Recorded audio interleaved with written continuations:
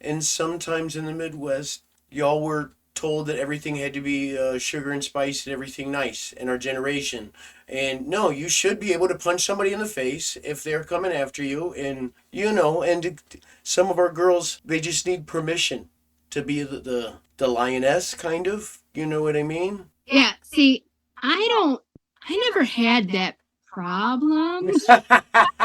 Hello, my name's Jamie Sparling, and I am the head instructor of Affinity Martial Arts in Wausau, Wisconsin.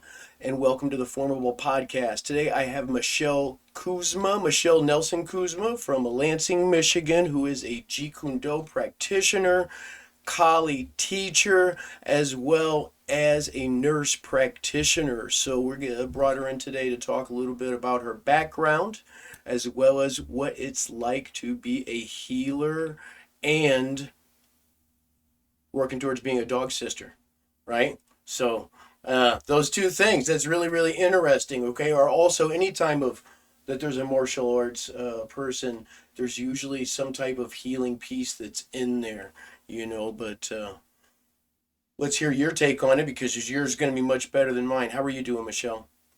Great. How are you? I'm doing good. Like I said, it was a great day training. Something made sense today. And those when those little moments shine through, that's always awesome, as I'm sure you know, you know. Yeah. Yeah. So when did you start the martial arts, Michelle? I started when I was 12 years old.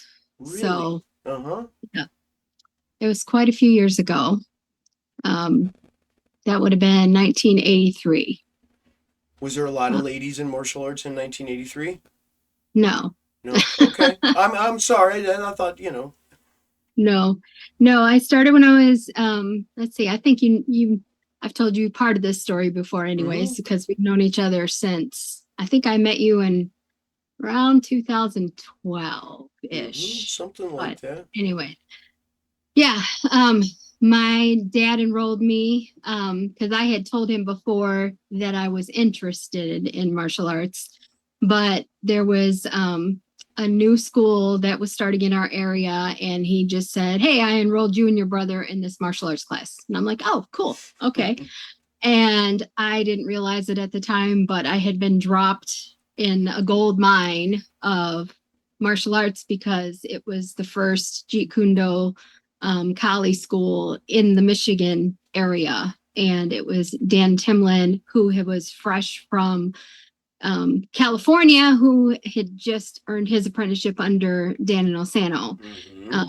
So I had no idea, but I was just presented with like a treasure trove of, he brought Dan and Osano out. He brought Larry Hartzell out. He Mm-hmm. brought Cass Magda out, Chris Kent out. So here I was at 12 years old meeting all these magnificent people. We had these seminars out. We had one of the first camps out at age 16, age 17. I got to meet Burton Richardson, Paul Wow. Desha, you Uh-huh. know, so I got to meet all these magnificent people way back in the day. So Mm-hmm. I really was blessed with that. So, Sounds like an inspiring time, right? yeah. That's really neat. The other part that I was gonna bring up is something that just eluded me, Michelle. I'm sorry. That's all right. Can you continue with your story, please? No, what were you going to say? Ah, honestly, I just forgot. Well, I was gonna bring a point back around here, but I'm having a rough day today. I didn't sleep very well last night, so. Oh, okay. No, I'd say also Mm-hmm. Rick Fay and Greg Nelson and Eric Paulson were also at the camp. I think that was the first time I met them, Mm-hmm. was at the camp because they came to the Michigan camp in 86 and 87. So that was the first time I met them. Dwight Woods was at the camp, Neil Colliff. So I met them around that time too. David Hatch, they started coming up to train with Dan Timlin to some of those seminars. So that's kind of how the whole Michigan thing started, was through Mm-hmm. Dan Timlin and Tammy Timlin. So pretty much everybody in Michigan kind of owes their lineage to him, I would say, at, Yeah. the one that first started it. And he had just recently passed, if I remember correctly, or in the past few years, but you had a gathering for him. Yes, he That's passed in 2020, okay. actually. Yes, Yeah. in July of 2020, July 25th of And 2020. recently, was there a seminar or a workshop in his honor in the past year or so? His wife Tammy does something every year Yeah. Yeah. for him. That's wonderful to keep that piece alive, especially like as you had pointed out the lineage and and what he brought to that area and stuff. My Yeah, instructor Steve Fristo was similar in Illinois, and when we lost him, yeah, yeah, that's all very very hard, especially when they're a trendsetter, and yeah, when you've yeah, known somebody since you're 12, I couldn't even imagine. yeah. Yep, she's writing a book too about him, and she's Beautiful. got a scholarship, Uh huh.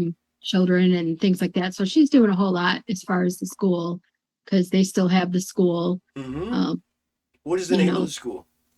in Michigan Academy of Martial Okay. Arts. It's in Okemos, Michigan. So Yeah, yeah, really yeah, interesting. JKD then essentially was your first experience in martial arts. yeah. I was basically a clean slate. I had Mm-hmm. no experience of any kind. Being a 12-year-old girl. I was just a blank slate, and that was, he taught me, and that's what I learned. That makes So sense to me. People have looked, yeah, some of my friends that maybe they did martial arts as a kid, and I didn't do it till I was like 18 or 19. But sometimes with the children's program, which you weren't exactly a child, right? But at the same time, at 12, a structured program in JKD, especially in his infancy, very conceptual, right? yeah, So yeah, that was my first art that I really stuck with. I mean, I took like two classes here or three classes there. And when I talk to people that come from the other background, they always think it's really interesting that that's the first art that I did, right? yeah, Because you and I basically, we almost learned something unstructured as a structure. right, Yeah. That's yeah, kind that yeah, that's kind of neat, and nobody puts it together better than the Inosanto family, and in that piece and integrates it, in my opinion, of course, but that makes a lot of sense. So right. yeah, what else? So you were doing martial arts with Mr. Timlin, right? And when did you go to school to become a nurse and then later a nurse practitioner? Well, okay, so around age 14 or so is when we kind of blended with the adult class. Mm-hmm. And so then that's when I started kind of helping teaching too, Mm-hmm.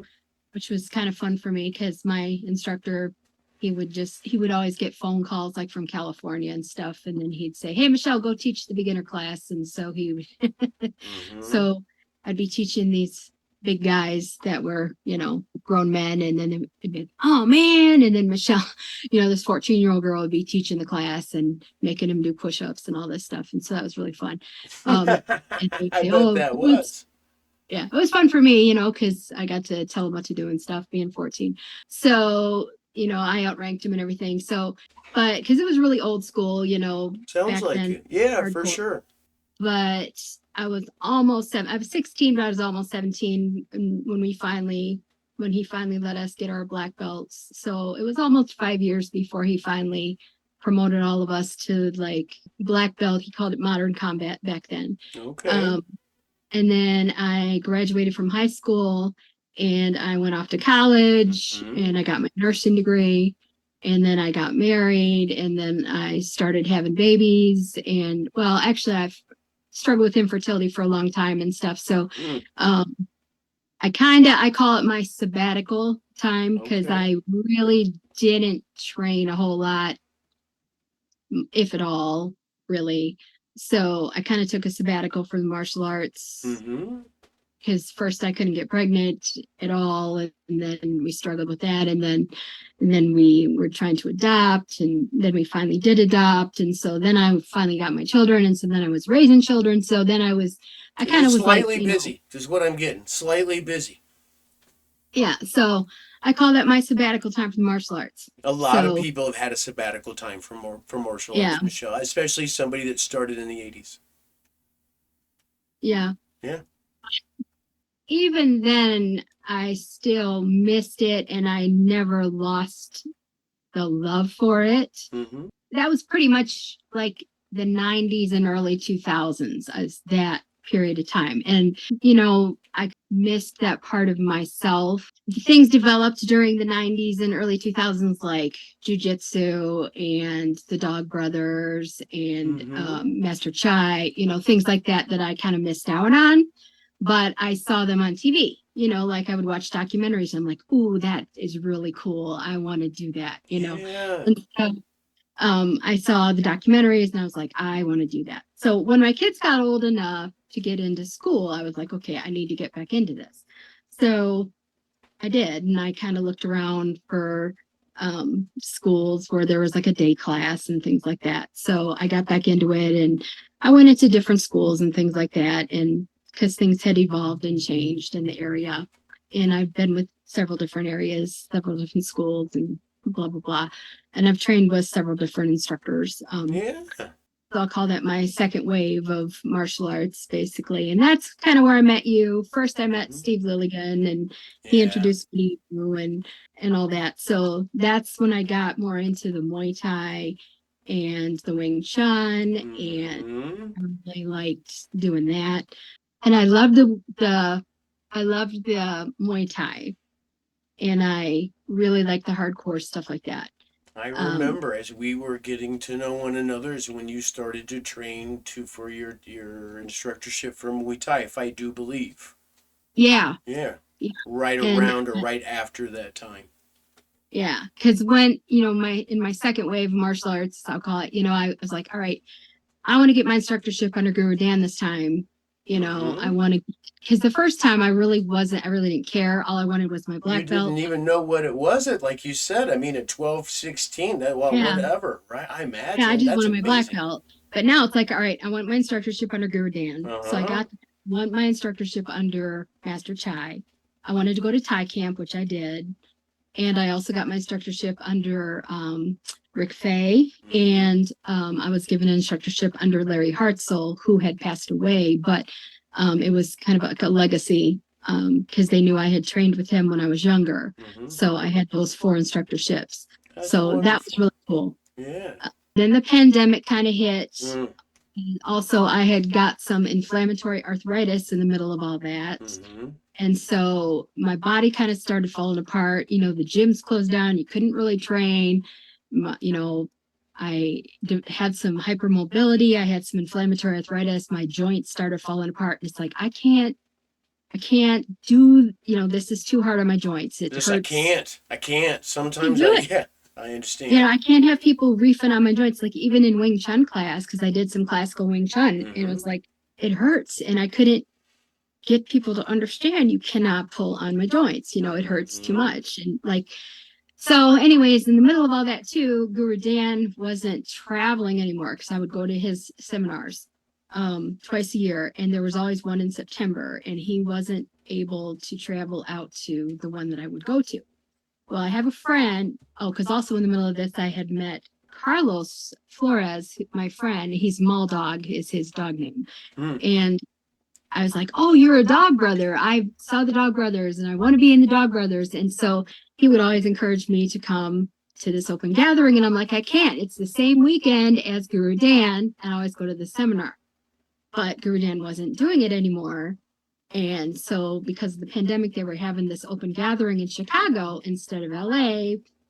So I was like, well, hey, I can't really move anymore, but I can still swing a stick. So I'll do that. So I brought my friend with me who's a massage therapist, and she also knew how to pop my joints back in because my joints would pop out of place, which because you had to pop my joint back into place that one time too. Literally, like my joints would pop out of place. And so, um, anyway, so she went with me to this thing, and I would swing the stick and everything. I couldn't move too good, but I could still swing a stick. So I'm like, all right, let's just do this. And it was so fun. And then the guys are really, really fun. And I was like, I like this. And so I was hooked. And but the thing is that I also was just starting nurse practitioner school in the middle of all this too. So you got the pandemic, you got your nurse practitioner school, and so I'm like, all right, I'll do what I can. So I went to, like, they have Beat the Crap Out of Cancer, which is super fun.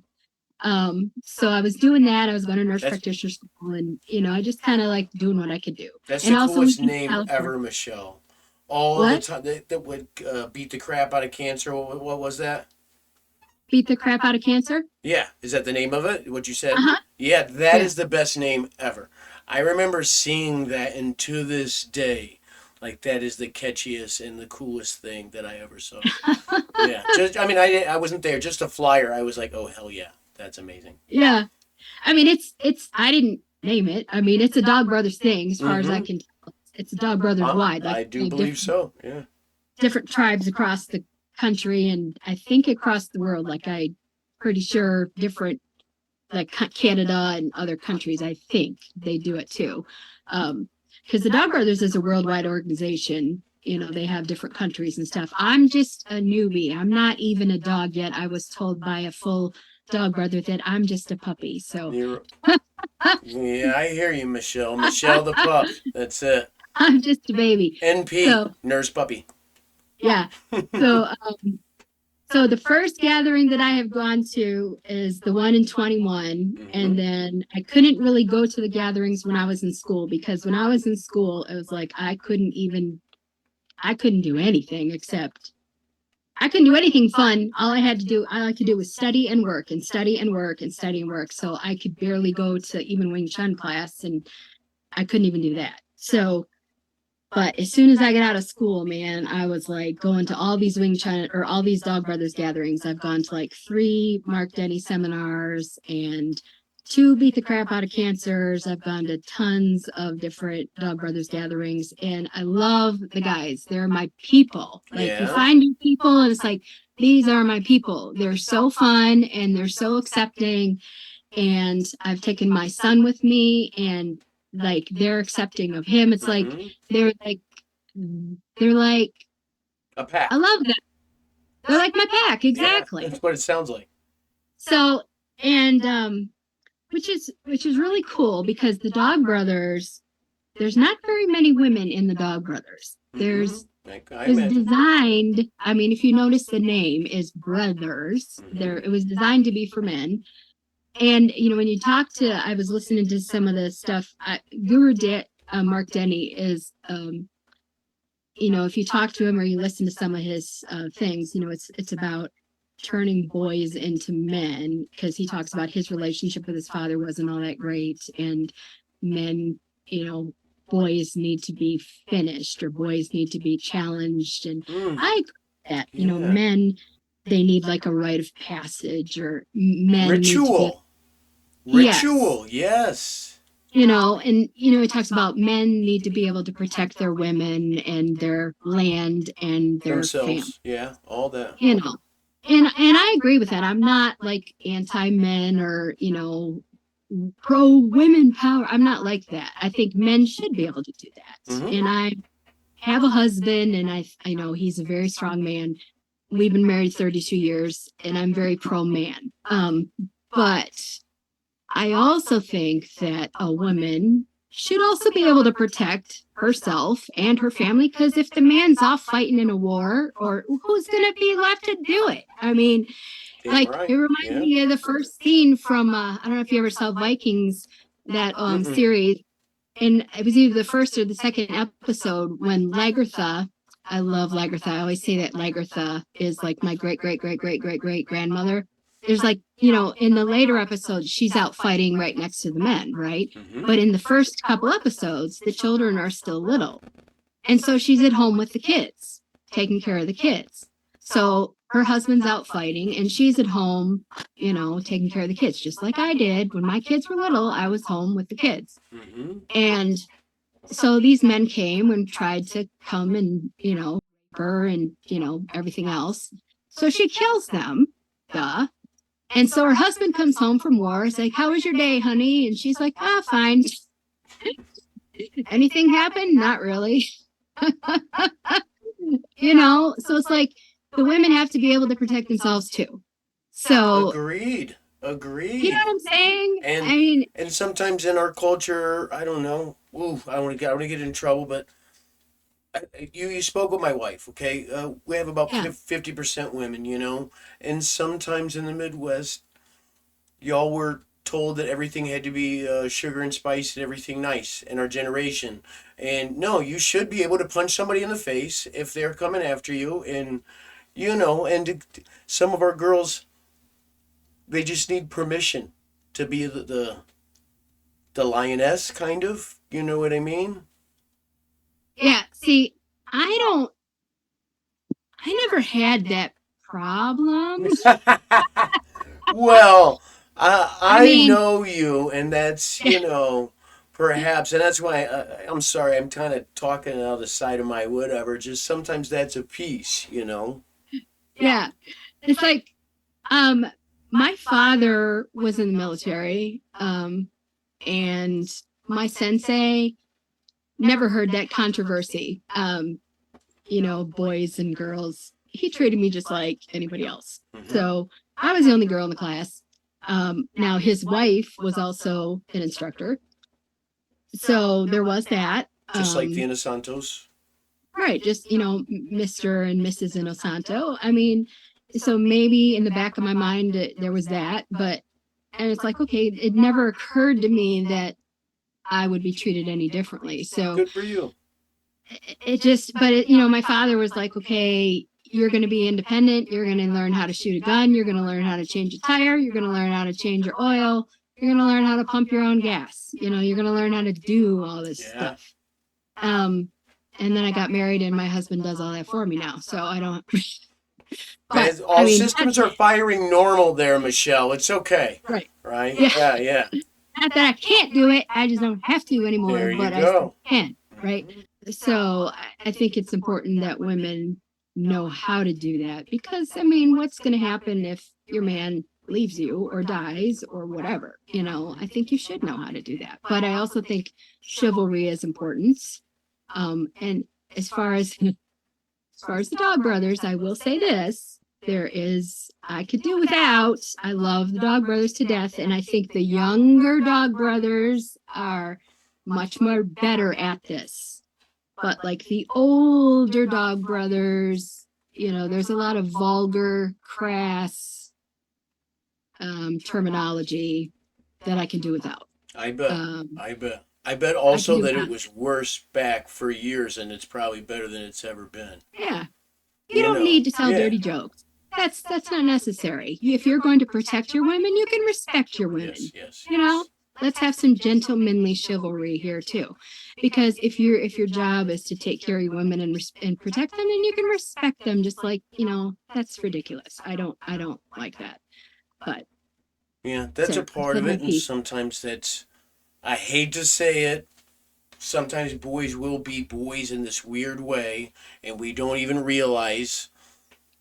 But the younger guys aren't like that. They're very, very. They're just my brothers, and they're not like that at all. They're wonderful guys. That's good. So it must be getting better. It must be getting better in one way or another. Yeah, I think that's just like older. I'm not. Yeah, I do. I concur. Yes, ma'am. Yes, ma'am.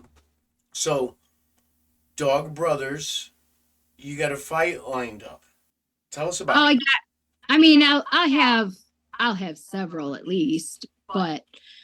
Okay, so have you fought before? I'm maybe I misunderstood. Yeah. You did? Yeah, at the first one we had back in 2021, I had like 7 fights because you go there and you just look at people and you just say, hey, you want to fight? Sure, let's fight. Mm-hmm. And so I did a total of 7 that day. Good. So And then, the beat the crap out of cancer. Carlos told me that those didn't really count, so I didn't really keep track of those, but I think it was like 6 or 7 Mm-hmm. of those too. Okay. So I misunderstood. I knew that you were going and training with them and you went to the events. And we're talking about me and my wife going out with you, right? uh, And being there. And I thought that was going to be your first fight. But sometimes I do all the talking and I don't listen so well. I won't say anything. No. And that's exactly the best way to say exactly what you said. But anyway, yeah. So when you do this single stick, double stick, have you tried both? What is your Yeah, you can. preference? When you fight there, you and your partner just have to agree on terms. Mm-hmm. Like what do you want to, what weapons do you want to use, Mm-hmm. and what are the rules? Like, are we going to go to the ground? Are we going to not? Are we going to, Okay. that sort of thing? And is there a list of like criteria for rules, or is it just agreed upon with that particular person? Well, like the fights are 2 minutes long, Okay. unless it's if it's a knife. My understanding is it's only a minute and a half. Longest Um, 90 seconds of somebody's life, probably. yeah. And you have to wear head. It's like Mm-hmm. a fencing hat, Mm-hmm. not Fencing hat, mask. mask. Yeah, and like lacrosse gloves and a cup if you're a man. I Good believe. idea. I think they make you wear a cup, and pretty much that's it. Like you're not allowed to gear up. Mm-hmm. That's the whole point of it. Well, for sure, but I wasn't sure in such a way, is there a category where maybe you're using elbows? Is there a category where, you're agreeing with somebody? Is it common for them to not go to the ground versus go to the ground? So, just different questions that I had. Yeah, I mean, for me, when I fought the first time, that was my that was my mistake. Is I fought this 27-year-old girl, and like I said, I had inflamed joints, Mm-hmm. and I could barely, my mobility was really bad. So she was 27 years old and she was a jujitsu expert. So she just like barreled at me and took me right to the ground. And I'm like, no, I'm not doing this anymore. So then from then on, I was like, okay, let's just not go to the ground. That was my Okay. thing. We're Yeah, not for going. sure. This is supposed to be a stick fight, right? You know what I mean? It's like if I wanted it, because the other thing was, it's like when you have the fencing mask on, Mm-hmm. because she ended up in another fight getting a concussion because it's like as soon as you hit the ground with those things on, you end up getting, your head knocked against it. So Mm-hmm. Carlos from then on would pause each fight. It's like, okay, every time you hit the ground, let's pause and take those off. You Oh, shouldn't okay. be Yeah. sitting on the ground with fencing masks on. It's Mm-hmm. not a good idea. I don't know. To me, it just didn't seem like a good idea to be rolling around on the ground with the fencing mask on. That makes total sense. And I Yeah. mean, for myself, I got some medical stuff going on too, right? And a good hard knee or something to my abdomen could go Yeah. sideways, right? Yeah. And so, in that's really good that you know they have Yeah. that piece where you can have that agreement or not. And how else would Yeah. you know what you're supposed to do until all Yeah. of a sudden it goes sideways, Yeah. you know? Yeah. But now my inflammatory arthritis, I'm in a lot better shape than I was in 21. Look My good. inflammatory arthritis is controlled, Mm-hmm. and my mobility is better, my cardio is better. So, I mean, I'm not going to give away my secrets I don't want over you to give away any secrets or anything. Tell me public later, talk. Michelle. I want What if all the my cool. opponents are watching? That's it. They're watching right now. That's it. Oh my gosh. You know how hard it is to monetize? I just thought if I could get you to spill the beans, maybe I can just like see if they want to watch it. Probably Yeah. not. Probably not. Anyway, but they're just ideas. They're just ideas. Uh, so when you got to train in the Wing Chun, as Hmm. well as you had said there was another art that you were working on as well at that time period. How did you like the Wing Chun and how did it fit into the structure of how you like to train? I love Wing Chun. Yeah? I really do love Wing Chun. Uh-huh. It got to be hard with my joints because the school that I was training at, the guys tended to yank on my joints. Yeah. And Yeah. no matter what I told them, they still tended to yank on my joints. So It's got to it be wasn't hard. it wasn't a gentle Wing Chun. It was more of a combative Wing Chun, which Mm-hmm. was great for combat because that's what I liked. Mm-hmm. But I mean, because it was meant to be realistic. But I was like, you can't, and I Sometimes try I to, think, Michelle, it's just the wrong time.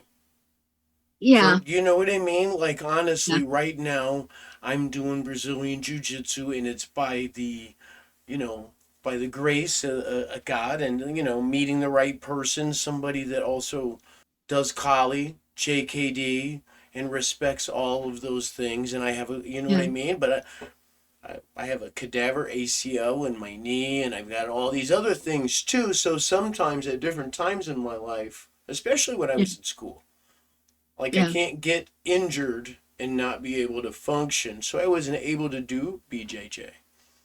You yeah, know, uh, I was a blue belt for over 10 years, Michelle. You know what I mean, right? But yeah. eventually we get an opportunity if that's something we want to do. It's amazing that you're doing it. And I'm really thankful that you've planned the trip in the past out to the academy and that it just so happens that it looks like me and my wife both will be able to be there when you fight. Yeah. Take me to the hospital afterwards. Well, when you said that before, I was like, that's funny. Don't think it's going to happen because you're pretty awesome. And I've seen you move with a stick. And if you feel like you're in better shape now, you're probably moving better with a stick. So it wasn't that. But if you haven't been in 7 fights or whatever, it's probably not going to happen. Right? So that's why you were laughing. And I was like, all right, maybe my wife. You know what I mean? Like she could help. But yeah, that's great that you're doing that. I have so much respect for that and the way that it was something you always wanted to do. And sometimes the timing is off, but you don't have to give up on it, right? At the same time, later on, maybe we could just do things on our own terms. You know what I Yeah. mean? Well, I had told Carlos, Carlos is my dog brother friend, Carlos Yeah. Flores. Hi, Carlos. Hey, Mall, Carlos, if you would mall you recommend dog. would you recommend Carlos come on the show? Oh, for sure. Okay. You should totally have him on the show. All right, Yeah. Carlos. Usually I ask, later in the broadcast, but I'm just gonna ask now. Like, you're gonna be on the show. You've been offered up as tribute now, Carlos. Tribute. Yes. Oh, I'm Offer you up talking as smack tribute. to a dog brother. I need to relax myself here, okay? Yeah. Anyway, Carlos, you're more than welcome to have. But now you made me forget what I was going to say about Carlos, though. What was I going to say about Carlos? That he was going to help you, and we were talking about the hospital, but no, not the hospital, and Ah, blah blah man. blah, but cha. I don't know. Like I said, I only slept like 2 hours last night. My wife got up to go to work at 3 a.m. And I just got up and started drinking coffee with her because I've already rolled around for so long that I think it's just as good as it gets. So I think, but what I'm trying to say is, I think right now you're just being nice and acting like you forgot something because I screwed up earlier. And I appreciate it. That's okay. I'm all right with that personally. Work with me. Okay. Okay. Ah, see, that's bugging me, though, because now I want to know what I was going to say about Carlos because it was good. Well, tell me a little bit about Carlos. He's going to Okay. come on the show. Okay. Well, he's the one. I met him in 2012 because I went down to, he's in Chicago. When I was in my second wave of JKD, getting back into it, I went down to, there was a JKD summit, and Dwight Woods was going to be at a seminar. Yeah. I hadn't seen him in forever. And so I was like, oh, I hadn't seen him since the 80s. So I'm like, oh, Dwight. And so I went down to see him and I met Carlos at the seminar. And I was like, oh, you're training with the Dog Brothers. That's so cool. I saw this thing on TV and I want to do that someday. So we became Facebook friends and, Mm-hmm. um, so we talked and also like 5 years after that, my brother was going through some really heavy stuff and was threatening to kill himself. Yeah. And so I lived in Lansing and he lived in Chicago, my brother. Mm-hmm. And I went on Facebook and I said, does anybody in Chicago can swing by my brother's house and that can help him out? And he did. And, Chicago's a big place, right? Yeah, for sure.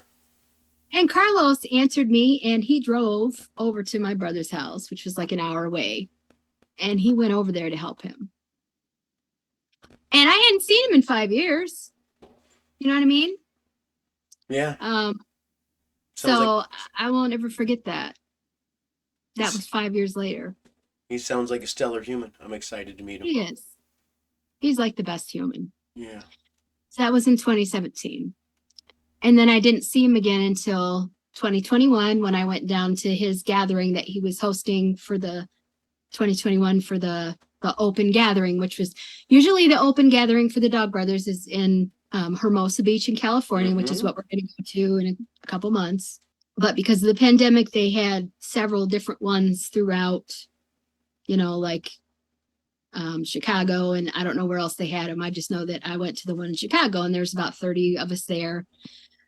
So I went to that one and I had texted Carlos and I'm like, okay, Guru Dan's not doing a seminar, so I'm going to come down to yours. I just want you to know I can barely walk, but I'm going to come and swing a stick. He's like, all right. So I got to see him again, and that was the first time I'd seen him in 9 years. So, and then I started training with the Dog Brothers. I told him, I was like, I'm just starting nurse practitioner school, but, I'm hooked. And so that's, what got me hooked. And then also I've been training with Ken LaFleur. He is also my instructor. He is in Flint, and which is a bit closer to me because Carlos is in Chicago, which is like 3.5 hours away, but Ken is in Flint, which is an hour away from me, and his name is Trail Dog. So I go up there and train with him too. He's been getting me ready for the open gathering as well. So, and there's some fun people up there. So he's also my guy that trains me too. So there's him and there's Holden. So we just kind of all call ourselves the Midwest group. Yeah. Which is fun. So like we had a seminar in Saginaw, Michigan back in April. So we have Saginaw people, we have Flint, we have Chicago, and we kind of all hang together, which is really fun. It sounds like a really good group of humans, and I can't wait to meet Carlos, especially. And well, I have invited you to come, and you won't come. So I'm just saying. invite me where? I've invited you, and you said you don't want to come to Chicago. That you don't like Chicago. Well, now I'm like publicly, and that's not exactly what I said, Michelle. It is too. No. Never mind. You can edit this out. Oh, that hurts. I believe what I had said was I don't like going to Chicago, 100%. And if I did, I'd have to go train with the Defensor Method people because that's something that I really miss. And that was just like yourself. At different points in our life, we have different teachers, right? And especially if it's kind of like in the eclectic JKD family. Right, and then we learn a certain amount and kind of take it, and eventually it becomes almost our own, right? And so it's not I don't like the traffic in Chicago, straight up, Yeah. okay? But if I Yeah. did, I'd probably train with my defensor people. I'd have to be there for a week because I'd have to train with them. Have you ever had a chance to train with any of the defensor method people? I don't think No? so. Yeah. Well, you train with, well, man, everywhere else. You know what I mean? I was just wondering about that one. You know. I just remembered what I was going to say about Carlos. Okay, let's go. I just remember. Okay, so when we were talking about the fighting and stuff, Mm-hmm. what I was telling, or Carlos, I was telling Carlos is I when I get to Chicago or California, I just need my rage because as long as I have my rage, I will be fine. Because if I'm angry and aggressive, I will be fine when I fight. If I'm not, then I won't be. Because if I'm like in mom mode and I'm just all happy, because if I'm in nurse mode or mom mode, or, I'm like, oh, like I am right now, Mm-hmm. people are going to, they're going to watch this. They're like, oh, she's nothing. She's not, I can kick her butt, but they've not seen me angry, right? So when we went to this thing in April, I think this is a funny story. We went to this thing in April and I was really, really angry when I got there. And it wasn't just one thing. I was just in a mood for a Mm-hmm. number of reasons. Number one, I work with a doctor who's 77 years old. So he is from an era where he's a great doctor and he's a great, kind old man, but he's from an era where, he thinks that the sun rises and sets on the doctor and, God's doctors are God, right? Well, I have been a nurse for 32 years, Mm. so I am not into that crap, right? I know that nurses save your butts way more than the doctors do. So it gets under my skin. So you have that. And then, just it was right around the time with there was just a lot of, I don't want to get into all that, but there was a whole lot of uh, Stuff crap going on. when it piles up, every Yeah. good human being has a point where it's Yeah. piled up, and the next one. Yeah. I hear you, sister. So I got there and I was like, I cannot wait to hit somebody with a stick. I want to hit somebody with a stick. So, and they told me at the end of the seminar, we're going to have a bee sting. And I said, a bee sting. We're going to have a bee sting with Keith Jennings. Hi, Keith Jennings. So Keith Jennings is Hello, another Keith. dog brother who is not a full dog brother yet. I believe he's a candidate. Okay. So when you have the dog brothers, the way they do it is you're nothing, which is me. I'm nothing, and then you get to be a dog, which is you're accepted into the tribe. Then you get to be a candidate. So, like first I would be just dog Michelle. Then I would be a candidate with my own name. Like I would pick a name, like Carlos is mall dog. So first he was candidate mall dog. Think yours And should then be one word: angry nurse. yeah, well, yeah. I'm throwing out ideas. You don't have to go with it. I already have a name picked. I bet you do. I bet you do. Yeah. So actually, Carlos helped me pick my name already. So, but I'm not putting it out there. All right. And then All right. when you get to be a full dog, then you drop the candidate. So then you're a full dog. So then you're like he's mall dog. Okay. So, huh? I said, okay, I'm following you. Okay. So, anyway, so where is I going with this story? The mall dog. Carlos was doing something. Mall dog. Oh, Mall- Keith. Okay. Keith. Keith. So Keith is, a fairly big guy. He works out with kettlebells, blah, blah, blah.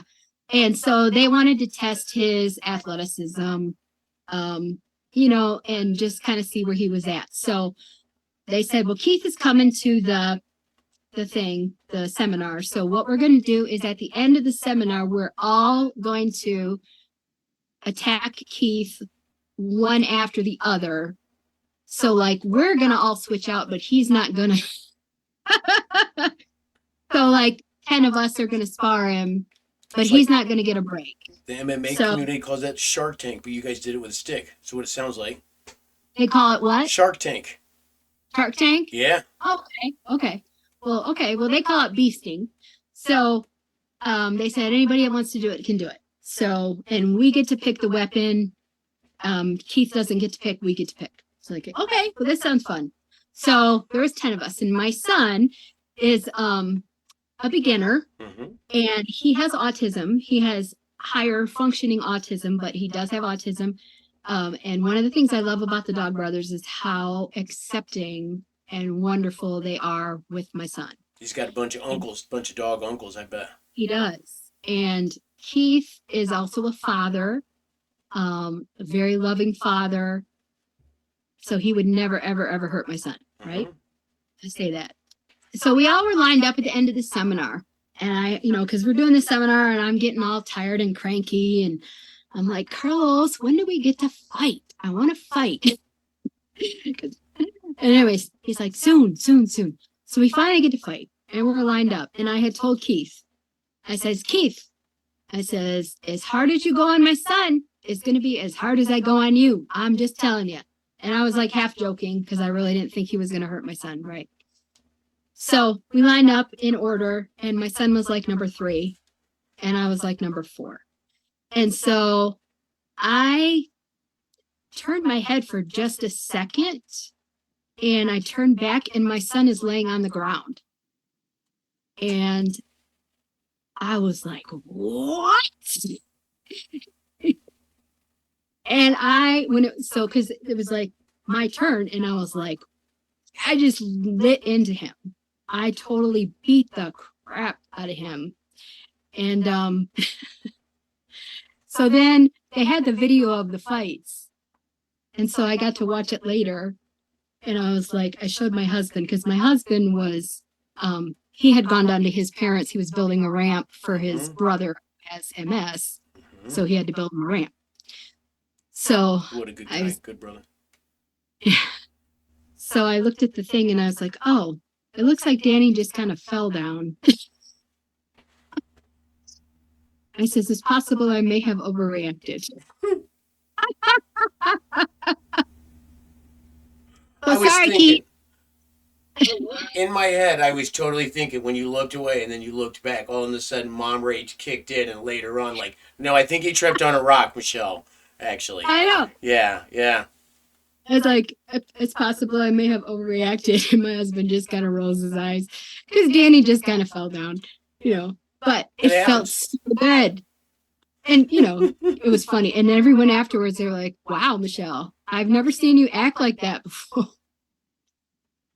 But it was really, really good. And I had this, because he finally was like, wham! He was like, dang, girl, what is wrong with you? He hit me back. I had like this huge bruise on my arm, but it was wonderful. It felt so good to just get rid of all that rage.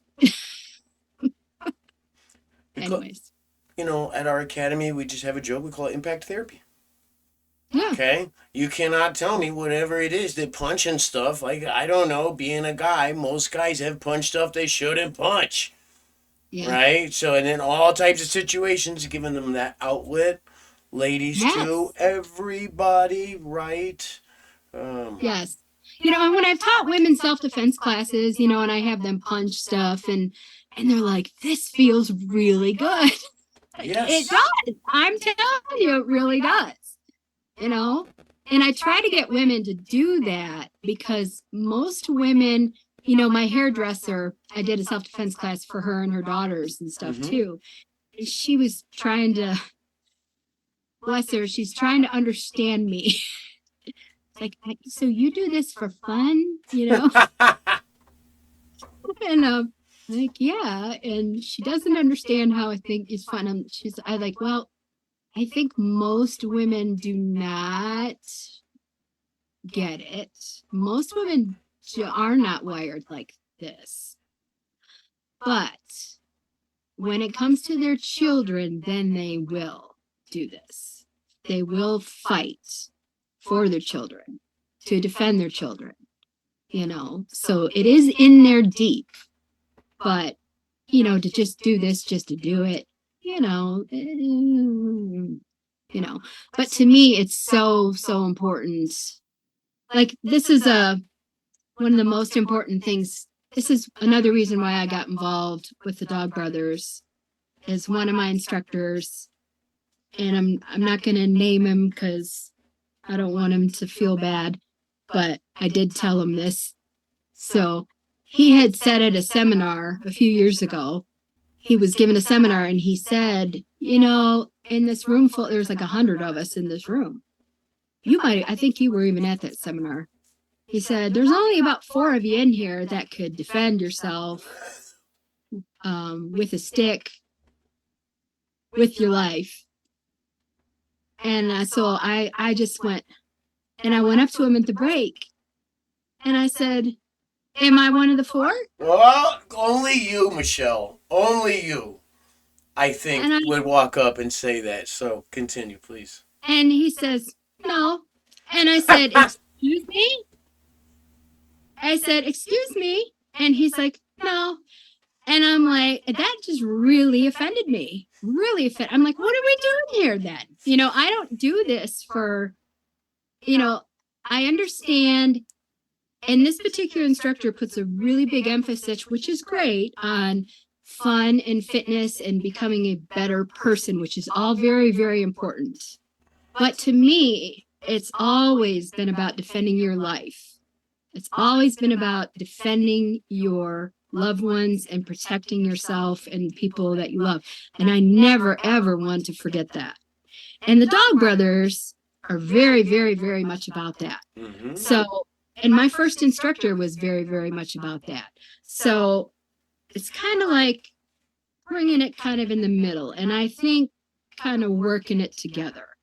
So I think that, the Inosano blend and the Dog Brothers can work together. I think they can all mesh together. Of course they can. It's just us. Sometimes in our preconceived notions and our ideas, and here I am on the same interview realizing that you had been to 3 different gatherings. So obviously you had fought, but in my mind, I'm going to be at your first fight. And it was not Guru Inosano that said that. I want everyone. Oh, well, anybody that would probably watch this in this particular podcast is going to be able to know that, but thank you. I appreciate that very much. It wasn't him at all, but I just want everybody. And however people choose to use the martial arts to make themselves better is totally good. I think it's fascinating that you're a healer, and that you're training it the way you're training it. Like we had talked, for the most part, you're doing your private lessons. That's what saved me during COVID for Affinity Martial Arts, was some type of private lesson idea so that people could walk in and out of the dojo. And it's the only thing of why I was able to keep my business, So I think that's neat. And there's more people out there that are willing to do private sessions and to also train for something like you're talking about. Having a goal, right? Whatever it is, and an art in the midst of what we're doing that challenges us to some point, right? For some people, it might be the grappling, and that's, we all know those folks. Unless you're on the ground, it's not really happening, right? Then we also know the people that are like, well, if you're not doing it with a knife, it's not really happening, But we could all get along, without a doubt. We just let people do what it is that they want to do with it. And it really, it's even, okay, I don't want to offend anybody here, but I'm going to, no matter what, because you started off with the sentence that says, I don't want to offend anybody here, but, so it's okay, we're all ready. None of it is 100% real.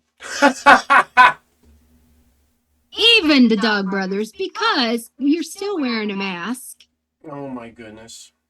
I had one guy back in my second wave. He was a MMA guy, and he got so mad at me, and smeared me all over social media because I said that MMA wasn't real, that it was a sport.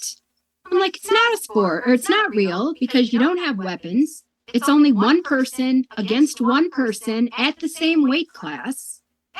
That's a sport. That's not, it's like somebody with a knife who's 300 pounds heavier than you, and then you got four people against one kicking you when you're on the ground. That's real. Oh, he got so mad. Oh, I bet.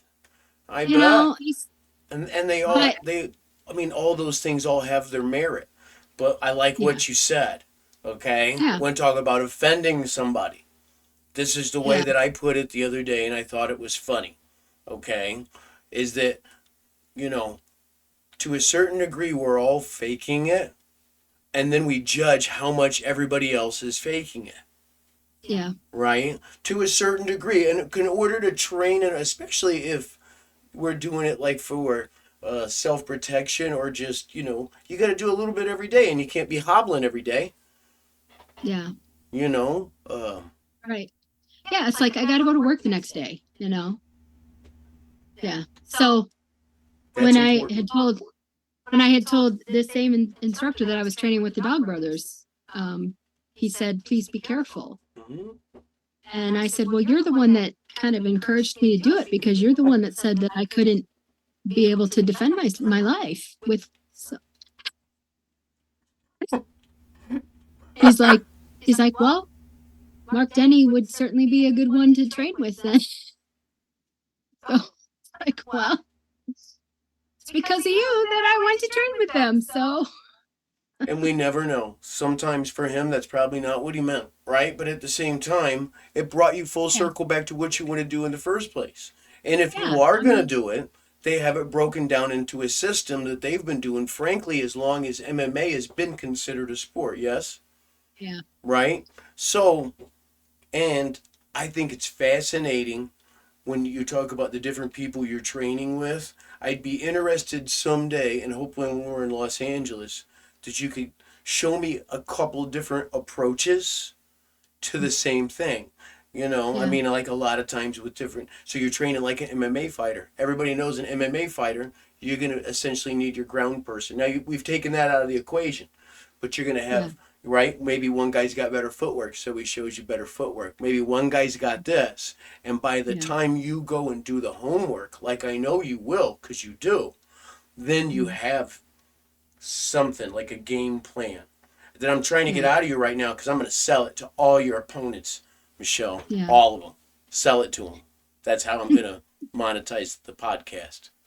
yeah, And it's really yeah. not going that bad. We'll monetize at some point without me selling Michelle's information. Okay, so. Oh, Well, thank you. reminds me of the first time I met not the first time I met, but one of the first times I met Steve Lilligan. I don't know if you know this story. Oh, you tell it. I have my own Steve stories. I love that man. He is absolutely fascinating. I And know. the first time I met him, I was like, "Oh my lord, did he really say that?" Like right out the gate. And it turns out he ended up being one of my closest friends because Me too. I can have a conversation with him where I could just really say whatever. Like, is that really happening? Right? And then he'll be honest with you based on what he says. Yeah. Adore that man. Tell Have us. you had him on the show? I have not had him on the show yet. Okay. You have to bleep out too many words, probably. Oh, we're definitely doing it. We're definitely doing it now. We're building it up right now. He's going to get a phone call here in a few. And trust me, that will be the one he's going to say some stuff. We're going to make everybody mad equally. It's going to be awesome. That's how I'm going to monetize by making everybody mad. Never been so clear to me. I love Steve. He's the first time I remember meeting him was around 2010 at an Sano seminar, and we were both in our 30s. He was very cocky, and his nickname was the Hitman of South Chicago. Um, he and I are total opposites, but we just click. It's like yin and yang. Mm-hmm. And I'm one of his favorite partners. Like, I think you're one and I'm one. Mm-hmm. like workout partners, we like just mesh. And it's funny to watch like how we get along, Oh, I even though we're agree. so different. Mm-hmm. But I remember asking him a question about I had a girlfriend that lived in Chicago, and I was asking him about uh, something about training, where he could training, and I can't remember, but he was all kind of like telling me how to train her, and I'm like, I didn't ask you that, I just asked. But anyways, he was just very like know it all and blah blah blah. But then the next year, I think it was the next year, I don't know. We ended up him and Brian Pearson. We were all staying overnight. I think that was in Indiana.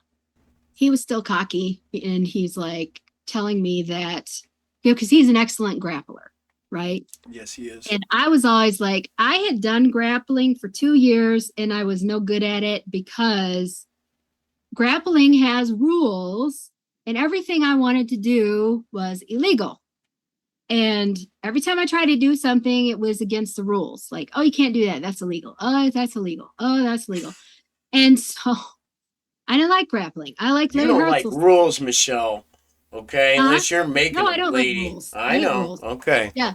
So, everything I wanted to do was against rules because I was taught as a young girl Larry Hartzell stuff, and it was all, and the fight now stuff. It's like you don't do rules when you're, you know, uh, with a guy that's 300 pounds. You We're don't do talking rules. ground fighting versus Yeah. grappling, right? Yes. Okay, right. Yes. Get it? Like Yeah. you don't do rules. You don't do fair. You don't do, arm bars and all that stuff. You do end stuff now, right? Fair is a That's very how I was Western taught. concept. Huh? Fair is a very Western concept. Yes. You know who I got that from right there, so. Yeah. So anyway, so we're in the hotel room, me and Brian and Steve after the seminar, and we're just talking. And so Steve is explaining to me, very condescendingly, he's like, Michelle, I love you, but you can't get me off of you. If I really wanted to, I would be able to, he's saying this in a nice way, but he's like, if I really wanted As to, nice as he can say it. I could rape you if I really wanted to. And I'm Oh. like, no, you could. And I was like, he's like, yeah, I could. And I'm like, no, you couldn't. He's like, yeah, I could. I'm like, no, you couldn't. So and Brian's sitting here witnessing all of this. And so I was like, no, you couldn't. He's like, yeah, I could. So finally, I'm like, he's like, well, show me then. So I'm like, fine. So I get out. I'm like, let me take my earrings off because we had already gone out to dinner. So I have not told this story ever, by the way. So,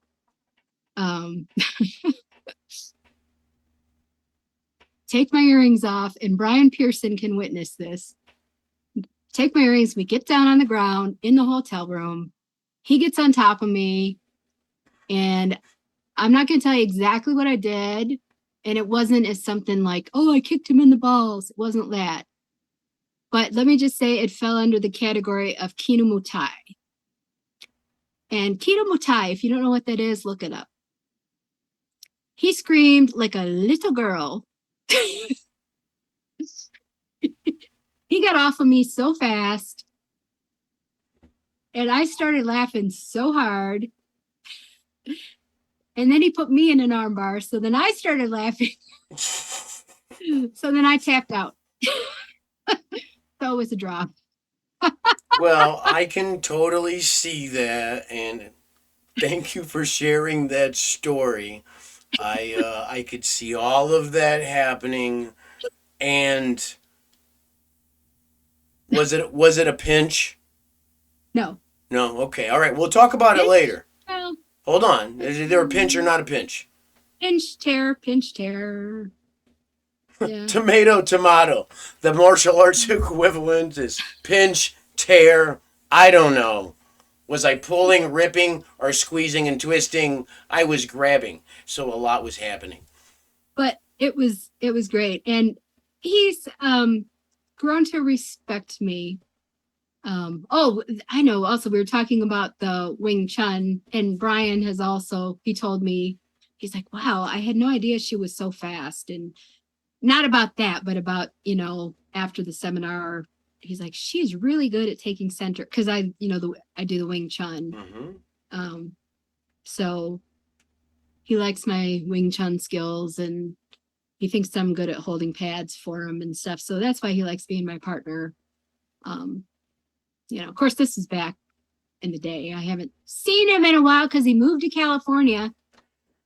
But But maybe we'll see him soon, right? And maybe, also, he is a really good guy and a good training partner. Sometimes he tells folks stuff that they might yeah, not want to hear. My very first time, I was waiting and getting warmed up for a seminar, and there was a guy that was going through some type of wrestling flow over in the corner. Steve walked by and went, "You need me right now. Put your hand over here." And I was like, "Wow, that's your opener? Like, there's only 4 people here. Like, I don't, right?" But I had no idea then he would end up being one of my best friends and loyal to a fault. yeah. Without a doubt. So I mean, whatever you ripped or tore, he respects you for it. And if that's not the point of the martial arts, I don't know what is. But boom cha.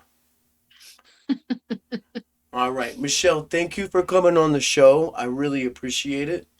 All right, and we will catch up really soon. Will you come back on the show after the Dog Brothers? After you do your Yeah, fights again? And yeah. if it's possible, maybe we could show one, and you could talk about what your idea was and talk it through, something like that. That'd be really fascinating. You into that? Yeah. Excellent. Appreciate you so much. Thank you for coming on the show. Now, Carlos, usually I ask if there's anybody you would recommend. Okay, but the way you spoke of Carlos, if you'll reach out to him and or send me his information, I definitely want to have him on the show. He sounds like an awesome human being. Okay. And the last part is, sometimes when people start martial arts, I like to ask my guests if someone's starting the martial arts at their school and they were given one piece of advice that they could implement within the next 24 hours, right? What would it be to start their martial art journey? What now? Okay, so I'll find a better way to describe this, okay? But what is an action step you can tell somebody who is a beginner in their martial arts journey, and something that's tangible within the first 24 hours? That they've never done any kind of martial arts? Yeah, that's whatever. They're walking right in. They think they know what it is. It's usually completely different than what they know what it is. They seem intimidated, right? And you just want to instill a little bit of knowledge, but at the same time, if you instill a lot of knowledge, they're not going to get it, right? So what is something? Oh, geez, I don't know. Okay, you'll answer that when you come back. All right?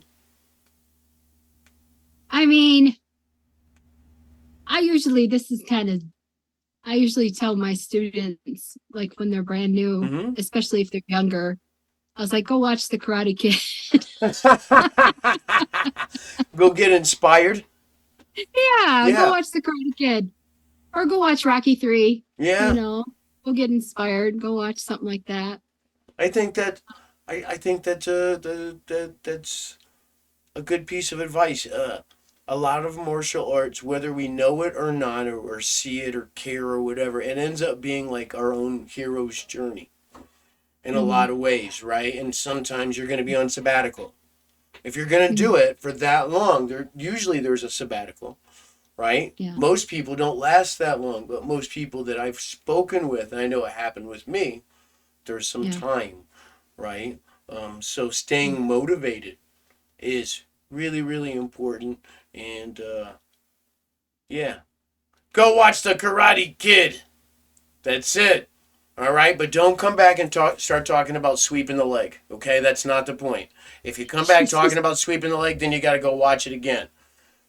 You should still sweep the leg, but you got to go back and watch it again. All right.